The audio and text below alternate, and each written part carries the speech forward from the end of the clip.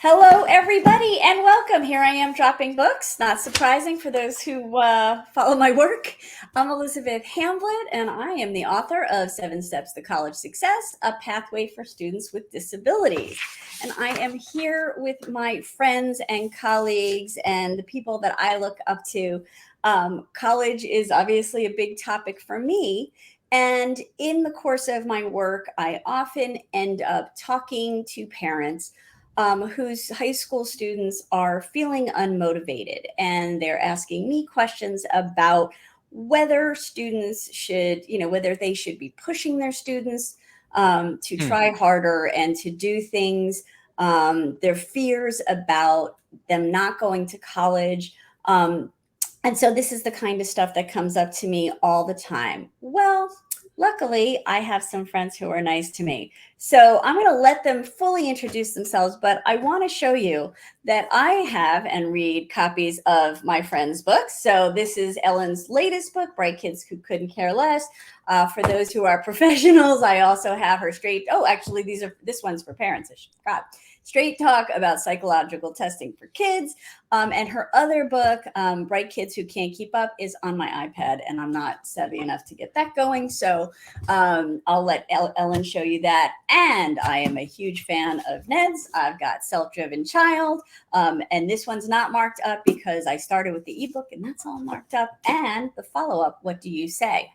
So with that, let me ask, I'll start with Ellen. To introduce yourselves and tell everybody the things they should know about you. Well, thank you so much for having me here, Elizabeth. I don't have the other book on hand, but I do have Ned's book here, though, I have to say. And the other one, my book, which is all marked up, so I remember what it is that I wrote way back when I wrote it. So let me tell you a little bit of who I am. I'm a child psychologist. I specialize in neuropsychology, which means I evaluate kids for learning and attentional and emotional developmental issues. So that's my clinical work. And as part of that, I'm also a director of a clinic at Massachusetts General Hospital, and I teach at Harvard Medical School. It sounds like I do a lot of things, but I do just a little bit of a lot of things. But one of the things I also do is research.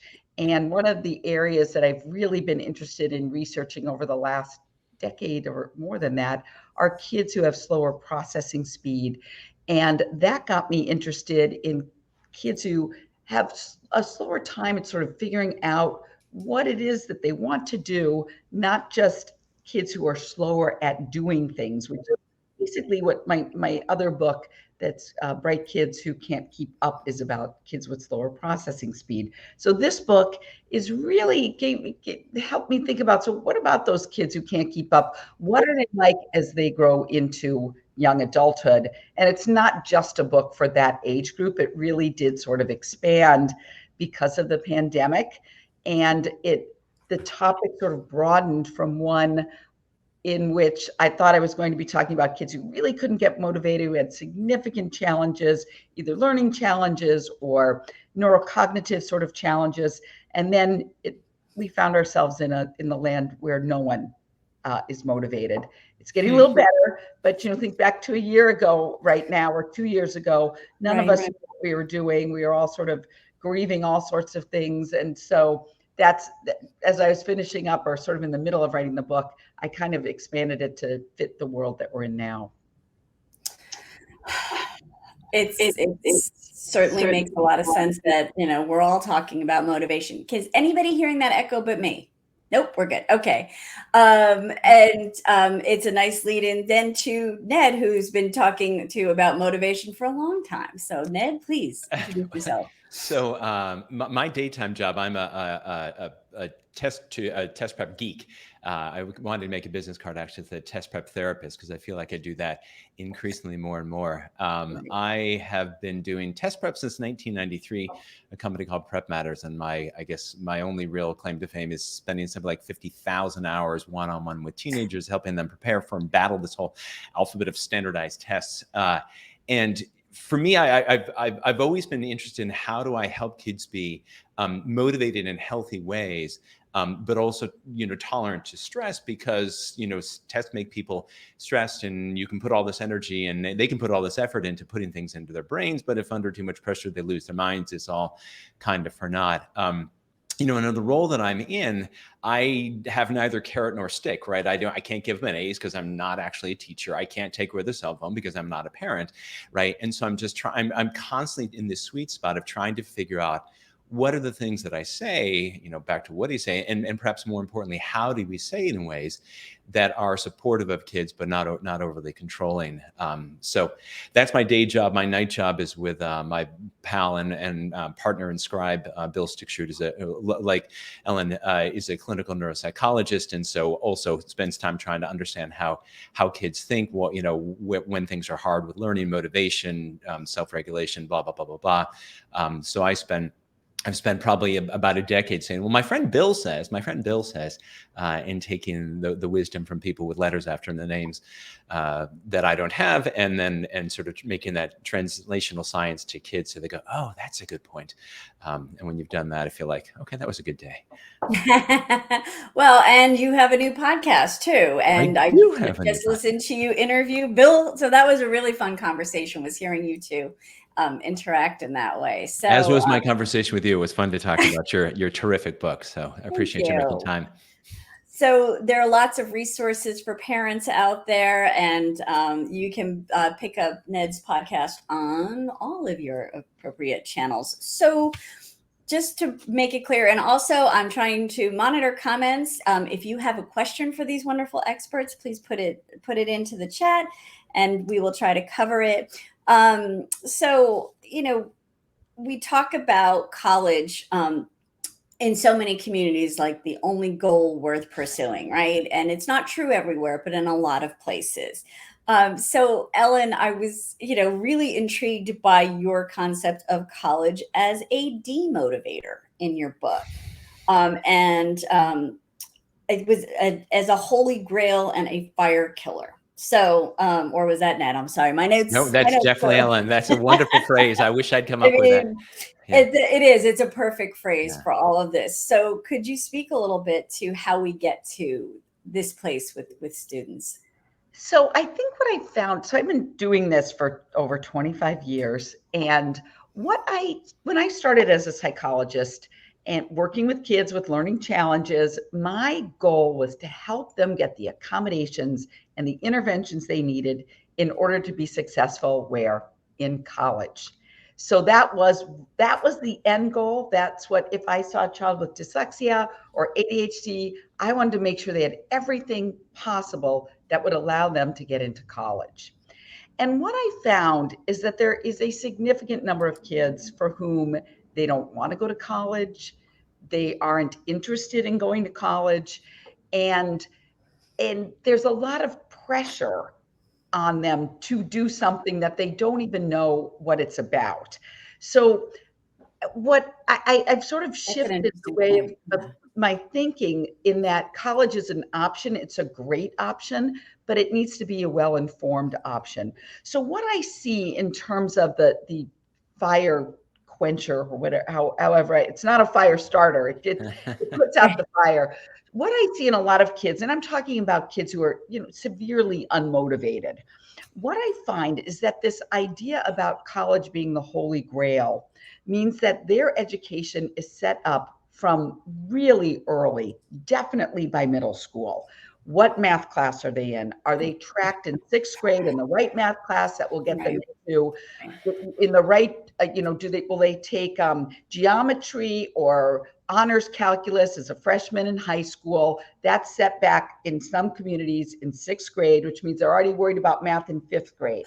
So a child, let's say, who struggles in school, who doesn't love school, who isn't really sure about what they want to do, they feel this pressure. Some kids are the opposite. They wind up soaking this in to the point where they get overworked, overstressed. They lose their motivation because they're like, I don't want to do this anymore. Is this what life is? Yeah. But especially for those kids who are having difficulties, I find that they tell us that they don't want to go to college by their demotivation.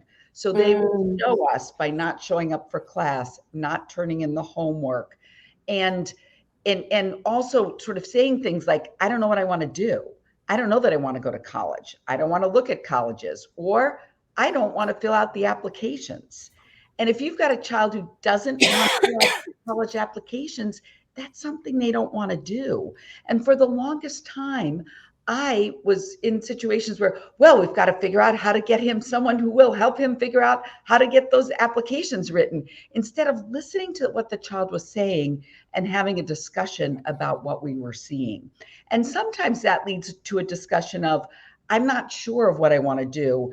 And it leads back to college. Sometimes it doesn't. Sometimes it leads to, I want to work, or I'm unsure of myself, or I've spent the last 12 years of my life feeling terrible. I just want to work for a while.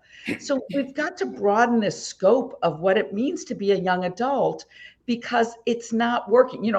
I forget what the stats are. I should have these at my, but only like 40% of kids who enter college finish college. The graduation rate is 50%, I think, the last time I looked. Yeah. So, there's we're putting kids in situations where half of them are going to feel like a failure. So we've got to do this more thoughtfully. We've got to give them more options.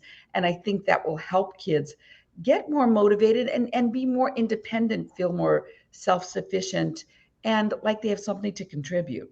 Yeah. And Ned, in your interview with Bill, you talked about somebody in one of your groups who was worried about her student wasn't doing his applications, and she didn't know whether to tell the college consultant or the school counselor, about that. And that really, I think felt like the signs were there. Yeah, and it's interesting picking up on Ellen's point. There's how do kids develop motivation that's intrinsic rather than carrots and sticks? It's also, when I hear a lot of kids say, so he's just not motivated. Well, sometimes they can want the thing, but really what's standing in the way is anxiety. Mm-hmm, and people feel like it's overstated, but I think if we simply remind ourselves that the major manifestation of anxiety is avoidance. So the more we tell kids how incredibly important it is to do A, B, or C, and they feel like it's impossible to do that, well, we've really now created a perfect recipe for really feeling desperate, that it's imperative that I do this, but I don't feel that I can. And so a lot of the work that I do with kids who find learning harder, of learning disabilities, anxiety, depression, on and on it goes, is actually is turning down the volume and say, look, it's really not that big a deal. If you don't go to this college, or, there's a story in our book. Bill was talking with the kid, who was just barely doing school and just bribing, just haranguing his teachers to get him to pass him. They didn't do a lick of work. And, when you say, listen, you could fail every single one of your high school classes. And if you decided that wasn't maybe such a hot idea, you could go to local community college. And once you have, a couple semesters of credit, you can transfer in almost any college in the country. And when kids who are struggling hear that, it actually motivates them, because so often, most kids in America are growing up with the idea that to have a successful life, they have to be top 10% of their high school class. Well, that sounds lovely, except for by definition, 90% of kids are not. And so you get those, exactly as Ellen described, these two kids go for chuck it. Why even bother? Or people who are obsessively driven, holding on to stay in that top 10% until they can't. And this is where, and we certainly saw this during COVID, kids went from straight A's to like, because like professional jugglers, they don't drop one ball, they drop them all. And so when we can help people realize that the kids, that there are many paths, including you can go to school and fail out, and you can still go back and try it again. That when you make kids feel like they haven't ruined their entire lives, it helps enormously. So for that counselor that you mentioned, we said, absolutely, tell the counselor, because if all the adults are spending their energy trying to get their kid to do something, we've got the energy all wrong. And say, listen, I can't apply to college for you. I don't know. One, I can't, ethically, that's not right. And two, I can't take that away from you. Right. I had a friend who was a counselor, and the kid said to his mom, I worry that if I get into college, it'll be because of you. And if I don't, it'll be because of me. Talk about lose-lose, right? Woo, Yeah. Yeah. woo. Um, there's so much to talk about here. And, one of the things that I hear, in my part of this field about, students registering for accommodations and requesting things is I have parents who will say to me, we requested this. And that always gives me a little pause. And I understand sometimes it might just be semantics, but, it's, there's the confidence piece is something that I think is so important. And, the parental, contribution sometimes perhaps surpassing what it should be is something that I worry interferes with their confidence. I wanted to circle back to you started talking, Ned, about anxiety about this, this big looming thing. Could you explain nuts? I'd be happy This is to. a self-driven child, Yeah, folks. so we borrowed this from a wonderful wonderful researcher, Sonia Lupien. She heads the Center for Studies of Human Stress up in Montreal, Canada, and she says she said, I defy you to think about something that creates stress or anxiety for people that doesn't fall into the acronym of nuts.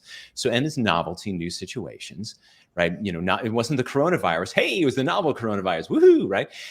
U is unpredictability. This is what makes travel right now in this. Are we gonna is the flight gonna go or not? Right? It does not happy. Right? T is perceived threat. And before COVID, right, where we could all kill each other. Really, for kids, it's threat to ego, and for parents, it's threat to ego. Can I put that bumper sticker on the back of my car? And then Right. S is a low sense of control. Right. And this is the worst one that we can experience. And so if you think about the college admissions process for kids, it hits those things in spades. First time applying to college, yeah, unpredictability. I mean, apply to a highly rejective college with an admissions rate of 7%. There's no predictability about whether you're going to get in or not. Obviously, it's hugely tied up in people's self-concept, and therefore it's threatening to their ego. I thought you only got into, I was talking, I won't say the school. The kid went to Sidwell Friends here, which is a super selective school, and telling a friend, and they're like, oh, you went where? Good grief. And then, of course, a low sense of control in this process. And so this is where, to the point that you raised, Elizabeth, where we as parents and as educators, we want to support kids. But when we then take control of the process, we've then added a low sense of control to this. And we're surprised that kids are undermotivated, and we're surprised that kids are stressed. And so what we really want to do is, with all the wisdom that we have, is share with kids all the I will help you in any way I can. I have some advice on that if you'd like to hear it. But we really want, we did a piece for US News and World Report about kind of self-driven child through the college admissions process of how do we let kids own this as much as they can, because these are skills that they need, not just getting into college, but to get through college, as you noted, and into the adult world. And it's hard, but of course, as parents, we're stressed too, and therefore we reach for more control, but we often do that at the expense of our kids' sense of control. Right.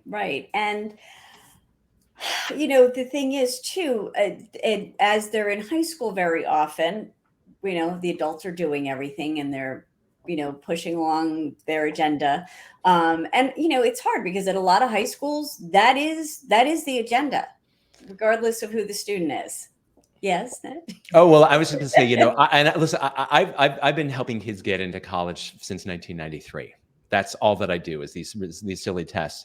But even the role that I pays my mortgage, I will say this, that the most important outcome of high school and adolescence is not where you get into college. It's the brain that you develop and you carry into adulthood, because you don't get it. You can always you can get more education, but you don't get a chance to rewire your brain. And I see all these people whose kids are struggling with their mental health and emotionally, and parents say, but she's getting A's. And I'm like, holy cow, an A does not, it's not this great salve that takes away all the collateral damage that's done to brains. And when you look at, I won't pick on any particular Ivy League school, but the mental health, these are the most successful children in the world, but they're struggling as much or more so than other people. And we have to change our thinking so that we have a motivational style that's sustainable. We can't have them just collapse over the finish line and think, not everything's good now. Oh, that's such a good point. Ellen, yeah. Yeah, no, and I was going to say too that I think expanding the definition of what is possible post high school allows high school to be high school, and a child Mm. learn how to form social relationships where you learn those, where your brain is developing, you're learning to make good decisions. What does that mean? You're learning how to fill your time in ways that you are doing things that are intrinsically motivating to you. And I think what happens, a lot of times people will ask, well, it's just harder to get into college now. Well, that's just because everybody's applying everywhere. And so that's where this trickle down sort of thing comes in. It's like the stakes seem so much higher when it's a little bit of an inflated experience, I think. And I want to be clear too that it's not like I feel like kids with learning differences shouldn't be going to college. They definitely should. And that's my whole thing. Yeah. everything I can to do that. And there are kids who don't have learning challenges who don't want to go to college after college. I think what I see in terms of the problems in kids' mental health in high school is that discussions aren't happening about what kids want to do after high school and the path that they want to take. And so sometimes they're like, I don't want to apply to a high Ivy League school. And sometimes kids know I'm not going to get in. My parents think I'm going to get in there. I know I'm not going to get in there. So rather than have that argument with them or have my parents have to face that reality about me that I already understand, I'm just going to not do well in my classes, because then that discussion gets taken off the table. And then the same sort of thing, it can happen where I don't know. I guess I feel like if a child is anxious, Ned brought up a good point that anxiety is part of this process. And so just because a child's anxious does not mean that they don't want to go to college. And I'll just use my own kids as an example, which is a terrible example. But my daughter, very good student, college bound, talked about college, wanted to go to college. There was never any question. But when it came time for her to submit the applications, I remember one day I got up and when it was a Saturday morning, like, today you're going to press send, because she just couldn't do it, because she filled out the applications on her own. She did everything on her own, but she was, that send means something. It's meaningful. That's a different kind of child than the one who, did you do your applications and is saying to you, where am I applying again? What am I doing? That's the kind of child, that's another one of my kids, that's the kind of child that you want to really talk about, because sometimes their junior and senior year does not go well because no one's having those conversations. And I've had many parents say to me, I don't know what else my child will do. And I can't go to high school graduation if my child is the only one who hasn't gotten into college. I've had a number of parents say that to me. It is like the worst thing. It's like the scarlet letter. My child isn't going to college. And so they have to be able to say, oh, community college or whatever, but they can't just say, it's just not okay in our culture to say, he's working next year.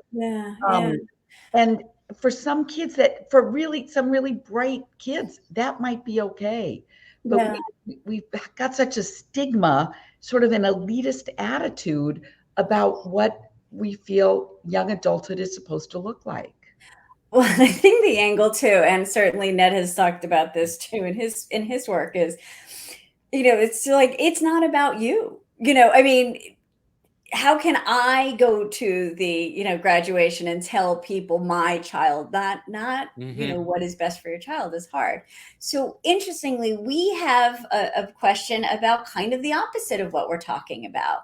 So this person says, I have an inattentive ADHDer who desires to go to college, but lacks self-awareness about their abilities. Student has been given support and the tools to help learn, but will not adopt them.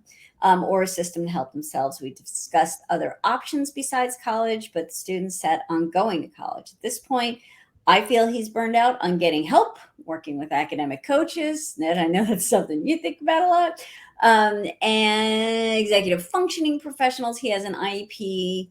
Unfortunately, not much help. Oops, what happened to the rest of this? Seems like it is not continuing to load. Anyway, I think we're getting the picture. So it sounds like the parent is actually being very realistic and trying to talk about another path. So suggestions? Well, I mean, I think that question and Ellen's point about the idea that college is a default setting, and also that paying for college is like a birthright. I mean, Bill and I wrote an article that came out November, I think 2019, for the New York Times, about the 6, 7, 8 kids we knew who were home by November to stay. They'd already washed out of college. That is a heck of a way to spend $20, $30, $40, $50, $60, $70,000. So we have a chapter in The Self-Driven Child called "Who's Ready for College?" And it's just kind of the things that you need to see and say, listen, before we send you off to college, I want you to go there and be successful. I know that you're bright. We know you've got some ADHD and some executive function. I want you to go and be successful because this is important to you. And I want you to have this opportunity to develop your life. But there's some things that I need to see out of you first. I need to know that you can get yourself out of bed on time. I need to see that you can make and attend your own appointments. I need to know that when you drop the ball, that you have a way to catch yourself, dropping the ball, and then you have a way of cleaning it up. Oftentimes, and I'm not suggesting of this parent, but oftentimes with kids who have, problems with executive functions, especially the ADHD, there's this whole army of people who are constantly doing the cleaning up, the checking in, the sweeping up. And we're depriving kids of those natural consequences. For this kid, I mean, I just had this conversation with a similar family dynamic about a month ago, and I gave the kid the chapter to do me a favor and read this chapter on who's ready for college. And I want you to do 2 things. One, I want you to take note of the skills that you already have, because he was also a little anxious about it. Take note of things that are important and skills where I've already done this because of this job, because of this internship, because of whatever.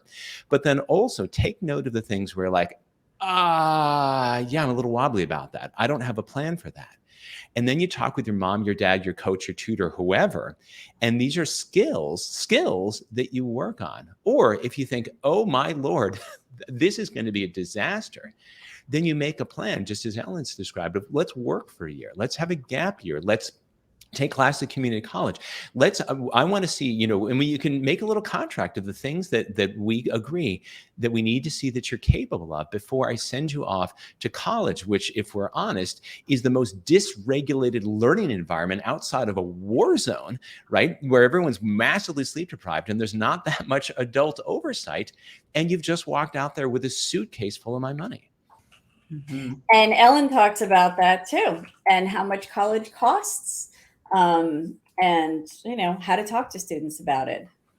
Yeah, it does come at a big cost. I think, Ned, you said it just perfectly. It is one of the things that I will tell parents that I work with is, what is your child showing you about if they can't? You're right. I've had parents tell me he's got to go to college, and they'll say 3 out of 4 days he doesn't make it to high school on time. He doesn't turn in his homework. He doesn't, like, all of these things that he's not doing. And I'll say to them, what gives you the idea that he's going to do that in September if he's not doing it now in March, when you're there to tell him to get up? And I'll say to them, we need to find a different plan. Now, this parent, it's interesting because this child is saying that's what they want to do. I still would have a more thorough conversation with them about, what does college mean to you? What do you feel like that's going to get for you? Why do you want to go? Sometimes it's just, I want to go because I can't think of anything else. And that's partly our problem, is we don't give kids other 100%. Yep. And what are the other options, and how do you make a life with going to community college and working part-time, and how that can be a pretty nice life. But we just don't have, it's either college, or this parents will say to me, he's either going to college away from home, or I assume he's going to be playing video games in my basement. There's nothing in between. And we've got to talk about that in between. And with a student like that, they just might not be able to imagine an in-between, a different sort of route. And so might be the parent's job to help with those sorts of discussions. Yeah, we put together a whole chapter. Actually, I think it's the very last chapter in the self-driven child. Just to your Great. point, alternate routes, right? Alternate routes, right? Yeah, Alternate no, routes. Right? yeah. And this is it's just to echo the point that you made, Ellen, that one of the things it's so helpful for young people to hear from their parents, from their aunts, their uncles, their grandparents about the really kind of curvy paths that people took to success, including their pitfalls. Because a lot of kids right now are growing up with the idea that there's one path, and God help them if they fall off it. You know, that it's Yale or jail, right? And it's so Wow. it's so unhelpful, right? If you go back to Sonia Lupien of the Nut, she said one of the single best tools, cognitive reframing, that can help anyone deal with stress and the avoidance that comes along with it is plan B thinking. If you say, hey, I want to go to whatever school, or I want to go to college, but I know every time I have some kind of financial challenge at work for the last 30 years, I tell myself I could always wait tables again. I was really good at waiting tables. It's a little nocturnal for me now because I'm old, but I really liked it, right? And so I won't end up living in a cardboard box, down by the river, right?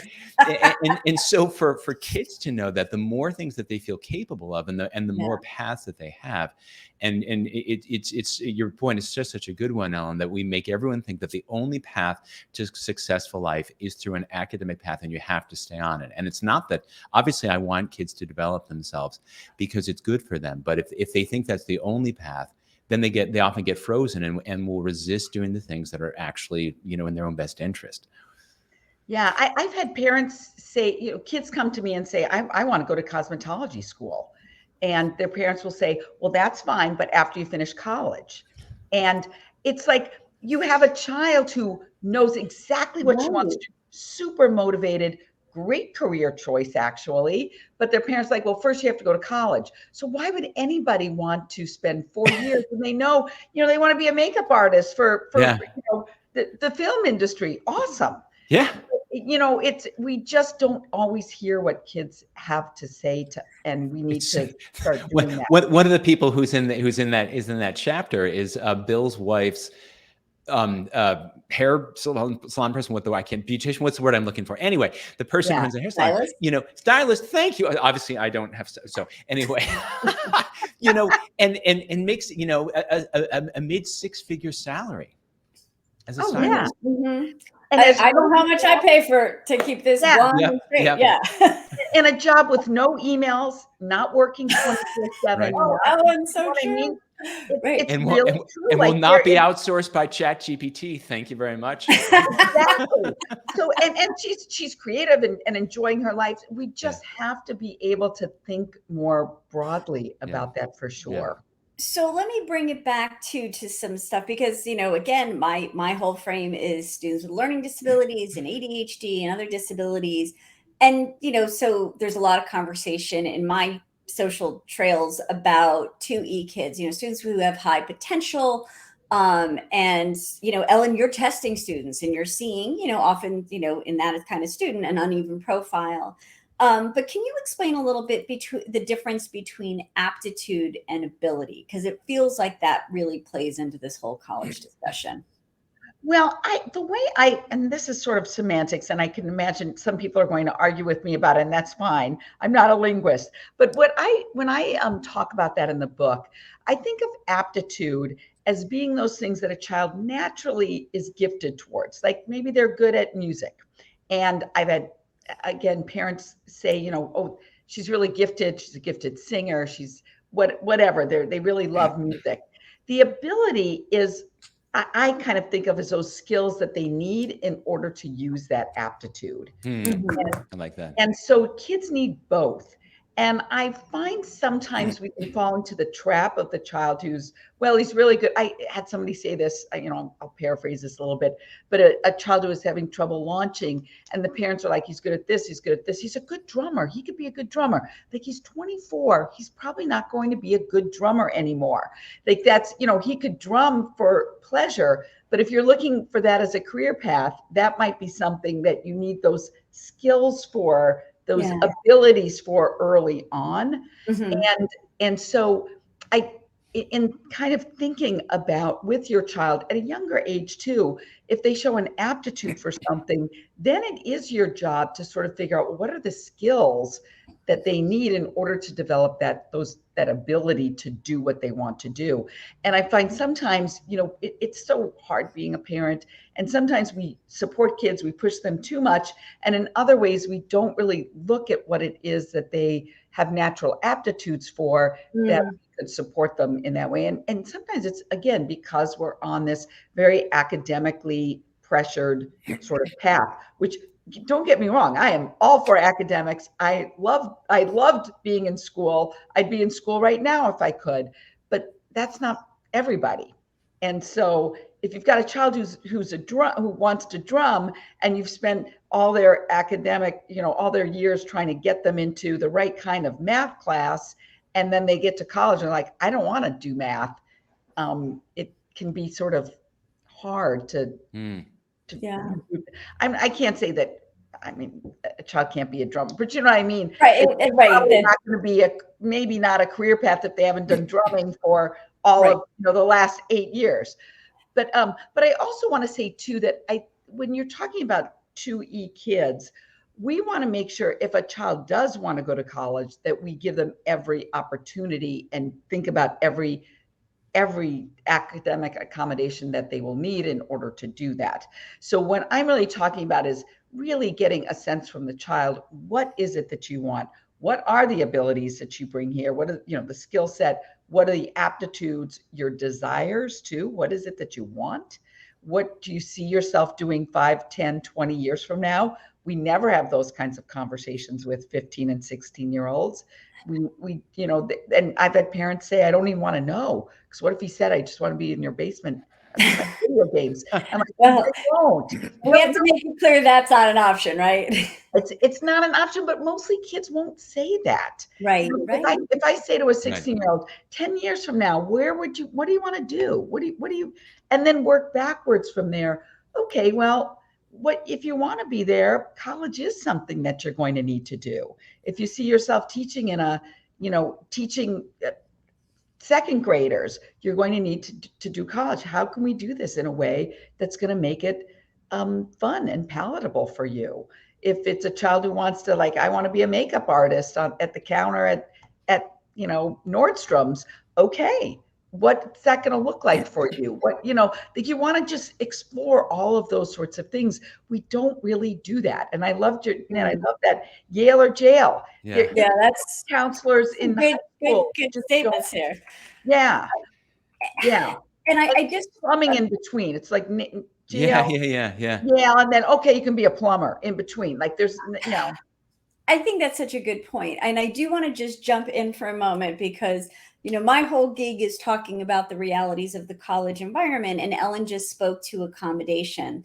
I really hate the fact that I end up saying to people, we need to talk in 8th grade about the IEP for 9th grade if students are interested in college, because that just makes my own skin crawl because of what we're talking about here, right?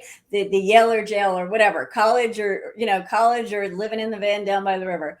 But what is important for parents of students with disabilities who are watching this is that you need to be aware that there are a number of supports that your student might have in high school that are not going to be available in college, which will dovetail into this conversation too about the strategies that they need to learn how to do and the level of independence they're going to need at college, right? So we don't have professors emailing students what the homework is. We don't allow them to and again, this comes with the caveat, this is not legal or medical advice, and I don't know what happens at all 4,000 colleges in the country. But generally, we don't allow students to retake tests for a better grade. We don't keep piling on accommodations to make sure they can stay eligible for their scholarships, their fraternity, or stay eligible just to stay at college. And so there's so much stuff they have to do on their own. They have to read long books on their own. They have to manage their own time. They have to get their butts to class, as Ellen talked about earlier. And so as you are looking at this student moving through high school, it is my suggestion that the emphasis be on teaching them strategies, right? and making, and you know, not pulling away the supports until they've had some practice with it, but to remove it, that, you know, to go back to our earlier question, I think that parent was on the track of like, how much, you know, we need to pull back some of those supports and see what that student can do independently, because that's going to give us all a better idea of what this looks at college, like at college, because nothing magically happens. And Ray Jacobson, a writer I interviewed for the last book, talked about like there isn't a magical thing that happens when they start college where they're suddenly mature and they're suddenly organized and they're taking, you know, just getting into college doesn't make that happen. So, which comes back to what I keep thinking about with, and Ellen talked about this too, like the difference between ability and hard work. And Ned, I would think you see a lot of parents, you know, whose kids test really high. And, you know, they think, well, this means they should be able to do all of this stuff and that they should want to go to college because look at how good they are at these academic subjects, right? Why does that kid not want to go to college? Yeah, I mean, we talk in our second book, what do you say? We talk about expectations. And we know that high academic expectations are incredibly predictive of kids' academic success. But importantly, they have to be expectations that are expressed in ways that are healthy rather than toxic. And healthy expectations are, I'm 100% confident that this is something that you can be successful at. Where toxic is I insist or I demand that you must be successful in order to be okay in my book. And one of the kind of sort of sneaky ways that this, you know, makes its way into families is where parents say things like, I tell them, I don't care how they do. They're totally okay in my book as long as they try their best, as long as they do their best. But if we're really honest, that too is conditional approval. And who gets to say whether that's their best? They need to struggle enough. They need to see them sweat enough. What exactly does that mean? There's a story in there. Bill was talking with this girl who had, I don't know, 148 IQ. So she's super, 99.8 percentile. What would that be, Ellen? Really, really high up there. And she wore this like 100-pound weight around her neck, that because she had this aptitude. I mean, it's sort of like, you know, people who are 6'8", you don't play basketball. And it's like, can you just give it a rest, right? And he told this kid, listen, she said, you are under no obligation to live up to your potential. You know, you're no obligation to do it. This is your life and this is your brain, and you get to decide what you want to do with it. And so, I mean, I see this all the time, because what parents, when unintentionally, and obviously they know how wonderful their kids are, and they can see how successful, they can imagine how successful they would be. But when they start leaning into that, I know she could do it if she only put her mind to it. Basically, what I'm saying is, I gave you all my genes, and you have within you. And if you don't perform at a high enough level that's good enough for me, it must be something about your character. And we don't say it in those words, obviously, but that's what it feels like. And especially, you know, particularly when we talk about 2E kids, right? Where I have a student I was working with, incredibly complicated young woman. And I said to her, this is 8th grade going into 9th grade. And I said, listen, I said, you have a brain that is capable of anything. I mean, I've read your testing. It's just, you're blessed with an incredible mind. However, you also have a brain that's vulnerable to everything because you're ADHD. And so if you're bored, it's really hard for you to engage. And you're really anxious and you're really depressed. So you kind of get overwhelmed pretty easily. And my hunch is that puts you in a hard place because you're constantly thinking, for even what you've internalized from other people, that I should be able to do this. And you have a hard time getting yourself to do that. And I'm guessing that you start beating yourself up. And I shoulda, whatever, what's it? Roger Ellis, stop shooting on yourself, right? And it's hard, right? And again, as parents, we just see this glorious potential, and we want our kids to have the sun and the moon and the world to be the oyster. I get it. But we should remind ourselves that particularly in a world where there's so many kids who are struggling with anxiety and depression, the single strongest protective factor against all that stress and cortisol on developing brains is simply a close connection with a parent or another caregiver. Full stop. So unconditional love and approval of your kid is, I love you no matter what you do. I love you no matter how hard you try. You can't shake that. Don't care what you do. And that, curiously, can be the source of being a stress sponge that allows these complicated 2E kids, are by definition complicated, allows them to have the energy, or at least pull away the demotivation for them to engage more fully. And it's just so paradoxical, because as parents, we feel like in order to get my kid to achieve his potential, I have to push him all the time. No, you don't. No, you don't. Because here's the deal. Even kids who are currently sucking really badly right now, technical term I know, if we remind ourselves that they want their lives to work out, because unlike a video game, there is no do-over. This is a life that they've got. And so it's just, I don't know, I don't know why this is so counterintuitive or so hard for so many people to think that you can actually help your kid do better and be more motivated if you don't lay on with all this. But I guess it goes back to, we get anxious as parents too.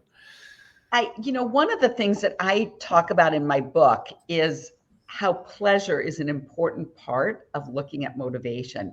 So I sort of look at, aptitude, which is what we already discussed. Practice is what are right, the your app, right? To do. But pleasure is sort of like thinking about this as a three-legged stool. And what you're really talking about is instilling discussions about pleasure and being aware of pleasure in our own lives and in our child's lives. We are not talking about kids who are surrounded by pleasure. They're busy, but that doesn't mean they're doing things they like to do. And so, I Elizabeth knows this, but I spend a fair amount of time as a sabbatical in the Czech Republic, and Europeans have such a different view of pleasure than we do. Now they're going in our direction, to be honest, but that's why so many of us are going to Italy for the summer, or Greece, or hanging out in, in places in the world where pleasure is part of the culture. And we don't instill that in our kids, this kind of go. Yeah. And I think that taking a step back and talking to our kids about, what do you like doing? What gives you pleasure? Instilling pleasure in our lives too, because they see us not very happy too. And if I could add one little wrinkle to that, we talk about this in the book. I mean, first of all, there are two things. One, we sort of talk about happiness versus pleasure. This guy named Robert Lustig, the kind of the neurotransmitters involved in this. The pleasure at the most basic, uncomplicated level is dopamine, right? So chocolate chip cookies, winning a video game, sex, cocaine, on and on and on. But if we really think about, you're spending time in Greece with your family, or Italy, or whatever, we're getting more close to the happiness part of it, in that it's serotonin, and it's just that subjective sense of, and when we're devoid of stress, and it's really powerful. And I love your point about this, that I don't think we're doing as much as we could to foster this in young people. I had a student whom her parents the mother was not exactly mom of the year, just so intense with her kid. And I asked her at the start of senior year, she's coming back for one more crack at a dreary standardized test. And I said, "What do you like to do most in the world?" And she looked at me and said, "I have no idea. Here's the words. I spend all of my time and energy trying to meet other people's expectations of me.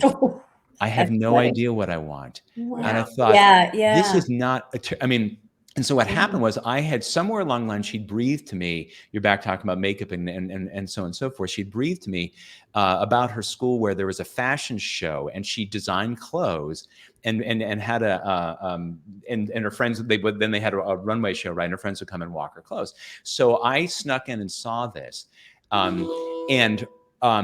She was very towards the end of the thing. And I snuck in, I ended up sitting right behind her mom. This is interesting. So when this girl's show, friends were walking with the show, her mom has her head down in her phone the entire time, basically saying, this is not valuable. Now, the girl knew what she wanted to do. She got into, I won't say which school, she got into the highly selective school that was good for mom to go to the high school graduation. And a year later transferred to Parsons. Right. Right. And you bring up one really good point here. You mentioned before that one of the things parents say is, I just want him to try as hard, I just want to do his best. And the other thing that I hear from parents is, I just want my child to be happy.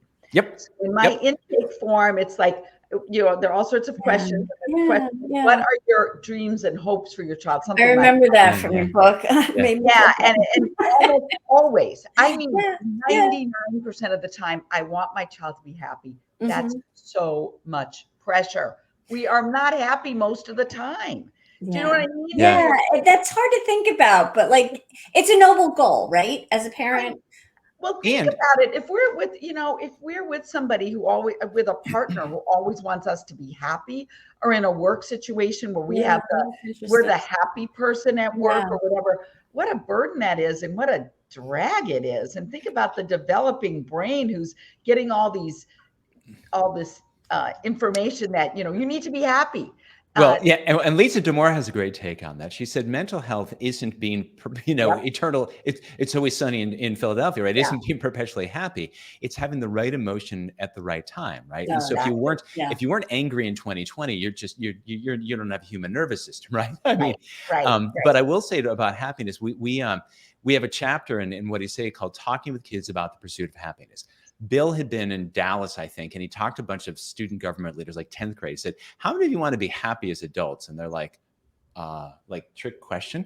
And he said, what do adults tell you is necessary to be, how do you become happy as an adult? And the kids all gave versions of, well, we understand that if you get into a good enough college, then everything else will fall into place. And it's just such rubbish, right? I mean, we're big fans of Martin Seligman and the PERMA model of positive emotions, engagement, relationships, meaning, and then achievement or accomplishment. And that's part of it. But we currently live in a world, I think, that is 80% achievement. And then if we have any time left over, we'll focus on another thing, on relationships or things that give us meaning. I'm sorry to cut that off, but we do have some questions, but I see we're getting close on time. So first question was, do you folks know of any gap year programs for a student who's had trouble coming out of the pandemic, learning disabilities, inattentive ADHD, anxiety, fear of failure, needs more maturity before attending college? Oh, I wish I had a good pat answer. This is a hard one. It's one of those things that you're going to have to just kind of look in your area as to what's available, to be honest. There are a lot more programs that are available. I also think that you can, if you want there are academic years where you are going to a high school that has an extra year after that.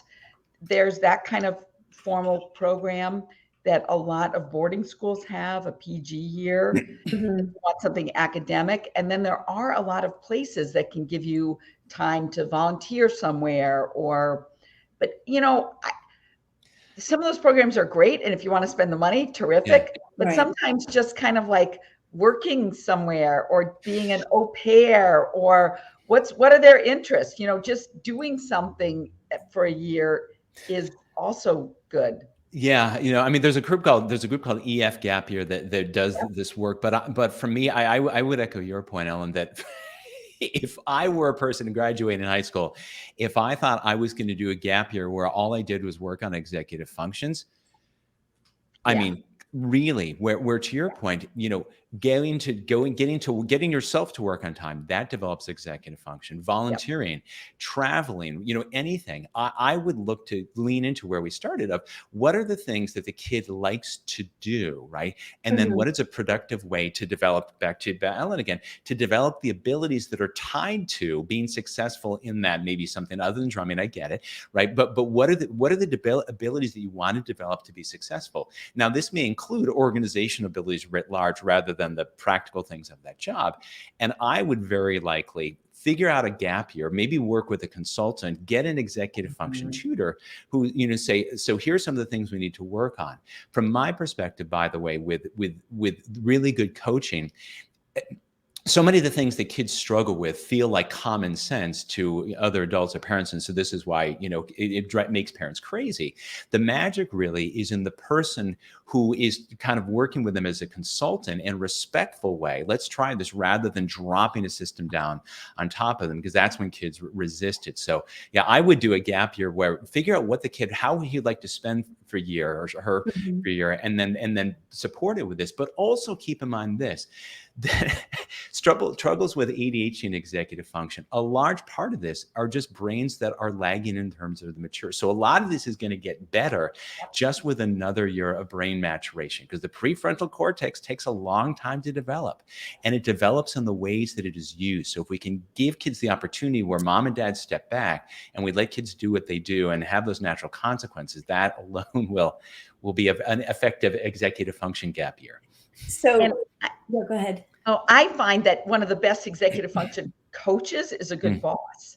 So what you said, Ned, they if they know they have to be at work on time, they're getting paid. I'm a big believer in paid work, especially for kids with executive function challenges, because volunteer, that's great. Everybody's high five. But you know what? You get that paycheck at the end. It really means something.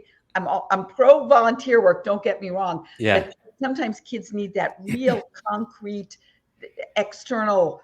Well, and in part because, dopamine with kids with ADHD, low baseline level of dopamine is released in the anticipation of reward. So if you're just sitting there, I've got 8 hours. I used to do this all the time. So 8 hours at $10 an hour, and I can extrapolate how much money I'm going to have at the end of it, that anticipation alone. So it's an excellent point, Ellen. And the other thing too is that's a lifelong skill. We all work for money, period. So there are certain things that need external reinforcers, yet we don't really make kids work for money. In a lot of places, they do their volunteer work, so they don't get that connection, that literal chemical connection that comes with that. But a great boss. So if you've got someone in your world who has a store, who has a construction company, but someone who would be a great mentor to that child, that sometimes is a great way for a kid to spend a year between high school and college. If a child is laying carpet because their uncle has a carpet company and they do that for 8 months, that child can sometimes already have learned lots of executive function skills on how to be on time, how to plan ahead, how to organize literally a room, and at the same time say to themselves, I do not want to do this for the rest of my life. So I'm all those carpet burns. I get it. Yeah. I get it. I'm ready to go back to college. Yeah. So for the parents who have asked about that, I put in the comments the link to my YouTube channel. I have friends, and I put their the link to their website too in the chat. Jane and Jason Soroyan are two gap experts that I collaborate with. Every fall, they do a new webinar for my folks about, what questions students with disabilities should ask, and looking at structured gap experiences. And there are some that are specific, not as many as you'd hope, specific to students with disabilities. They tend to be, for some reason, in Massachusetts. And I don't know that all of them have housing, but you can check those out. Also on my website under free resources are excerpts, things that didn't fit in my book. And part of my interview with Jason for the book is on that page. But interesting question. Can we're about to go over, but do you guys have a few more minutes? Ellen, sure. I don't know if you were rushing. I've got a couple more minutes. Okay, sure. Great. I'll be quiet though, so we don't run over. Not at all. No. Because Laura asked a great question, and she's got your book, Ned. And I'm sure she'll be buying Ellen's after this. How do you unconditionally, we're talking about getting jobs, right? And not rushing off to college.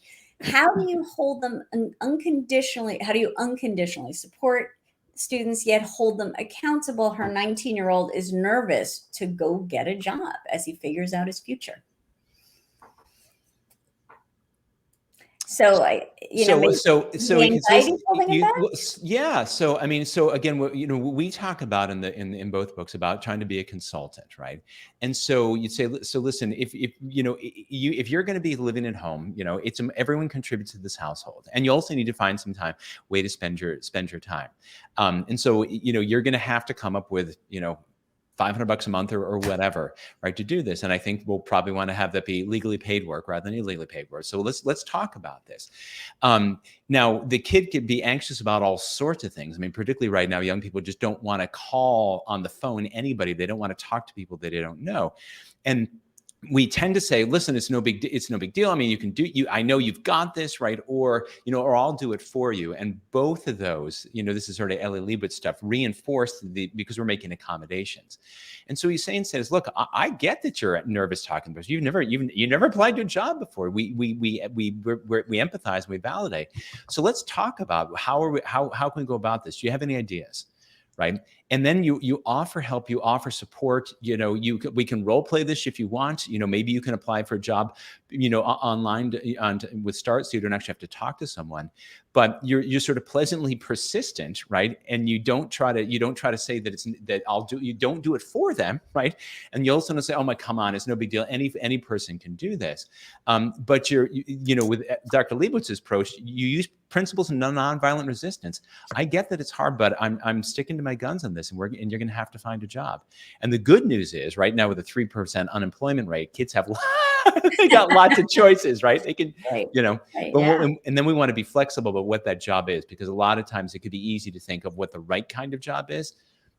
For a first job, let it be kind of whatever the kid wants to do, so long as it's safe and legal.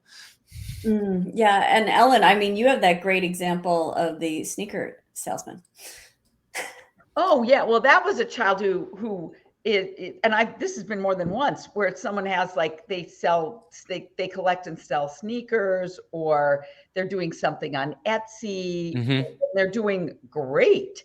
And there are the creative kids who can do that sort of thing, or are very self-motivated, but it's doing their own thing. And parents will say, well, I don't want her just making, hair clips for the next 50 years. I'm like, she's not going to be, but she's making $2,000 a month selling hair clips on Etsy or something like that. Yeah. And parents tend to downplay, like the example that you gave about the mother on her phone as her child is showing the stuff she designed for the fashion show. We tend to have our own sort of, well, that's not quite good enough for me. That's not, I don't want you working with your hands in that job. I would like you to work at a bookstore, or maybe you could, there's something that we have such value judgments that our kids feel bad about. And it's a foundational rule of motivation, just for people. You should know this, but just to remind folks, you can't make people want what they don't want. Yep. And you can't make them not want what they do want, right? And so when you think about your point of, Ellen, I love the example about Etsy. You have to set up the website, right? You have to be responsible to customers. You have to ship things out. I mean, the executive functions involved in that, you're basically creating a small business, right? Yeah. And and it's not hard to imagine that a 17 or 19-year-old doing the small business, that over time it becomes a much larger business, Right. Yeah. I mean, the founder of eBay started, who's a Midiary's, billionaire. He started out as a website just to help his girlfriend trade Pez dispensers. Worked out okay. Yeah. Yeah. Thank you for that answer. I just want to see, there were two more. I'm sorry, I don't mean to just cut it off, but I want to, you guys have important things to do. This is a great question. Are there books with examples of, interest inventories or question probes that parents can use to kind of help their kids figure out what they want to do? Are you aware of anything like that? There are lots of them, and I would just go on Amazon. The only one that I know is a book called The Pathfinder, but that's 20 years old now. I just don't, so there's the Strong Campbell, strength inventory, and it's a really good idea to do. And if you talk with any career coach, they can run you through one of these. It's a really good idea to do one of those inventories, because a lot of times things that the kids that are natural strengths, they poo-poo them because they think, oh, they're easy. And they're not easy for everyone else. They're just easy for them. And this goes back to the point that Ellen raised before, when we can help point out to kids, or someone else perhaps, so they don't dismiss it, point out to kids what their natural aptitudes are, then they work on the abilities to do this, because people build successful lives by figuring out what they're already better at than most people. You don't have to be the best, but they're better at than most people. And then where you got a head start, then work really, really hard and push in that direction. So you could do a book. You could also just go online and probably do, and for there's probably most of these things like $50 and do an inventory. People love to take quizzes where they reflect back on them, what they understand about themselves. So that's where I would start. I have one other suggestion. It's a place called the Johnson O'Connor Research, and they offer aptitude testing. So it's a little bit different than inventories, which are more our opinions about what we're good at, which usually are in line with what we're good at. But they really look at, and they're constantly looking at, what are the careers of today and what are the aptitudes that are important for those careers. So it might be things like fine motor skills, visual acuity, being able to sort of see different, having like color discrimination. Yeah, no, it's an excellent point, particularly for 2E kids. I love that advice. Yeah. I have had very good luck with them. I've not heard of this. Yeah. Most big cities around the country have it, and they started after they've been around for a very long time. Yeah. I think they originally started with veterans who are coming back after World War II to figure out, how do we get these people into the marketplace? Yep. And they do it sort of backwards. They, for instance, will test successful pilots and look at the aptitudes that takes to be a successful pilot, and then apply that to somebody. So the same thing, what are the aptitudes that take to be a successful lawyer versus doctor? But then also all these careers that we don't know anything about. I mean, that's part of the problem these days, is we're advising kids sometimes about career choices, and we don't know all the choices that are out there. Right. I love that. Yeah. There is, I was just trying to look this up. So there is a career exploration website that I have come across called ONET, which of course I don't know the what the acronym stands for, but I think the government might be from the Bureau of Labor Statistics or the Department of Labor or something like that.